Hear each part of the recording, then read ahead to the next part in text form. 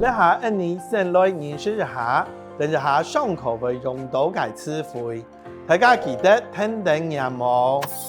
第一個遺囑、遺囑、遺囑；第二個繼承、繼勳、繼勳；第三個兄弟姐妹、兄弟姊妹、兄弟姊妹；第四個政府、政府、政府；第五個規定、規定、規定；第六個財產、財產、財產。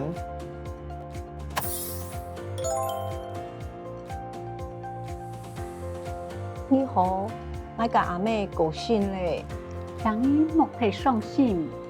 伊冇留遺囑，我爸妹冇睬咧，我想了解繼承登記愛樣辦判。你有兄弟姊妹嗎？有啊，有一個阿哥。根據政府嘅規定，係講繼承人但將伊老阿哥，該特生人做地繼承阿妹一半嘅財產。咁有樣，一下係咱唔平等嘅時代，大家都做地繼承咯。好啊，希望你。你來學習一下以其從容嘅對話。請你莫太傷心。這句話呢，我們常常聽到別人發生不幸的事情的時候，我們可能要請他不要太難過，或請節哀的時候，我們就可以說：請你莫太傷心，請你不要，請你莫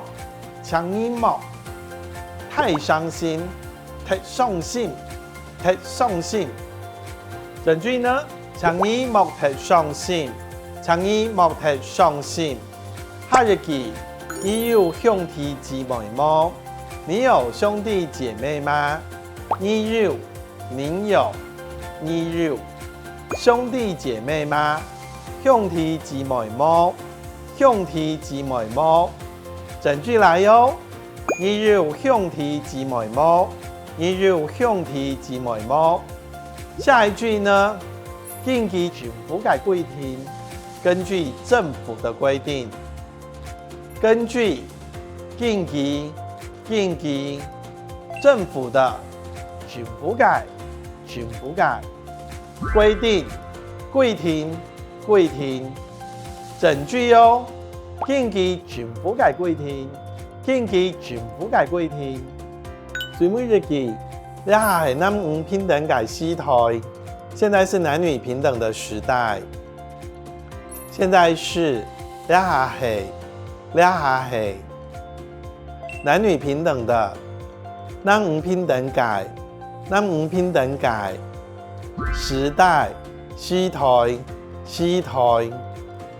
好，整句哦，很多很難的字哦。一下係男女平等嘅時代。一下係男女平等嘅時代。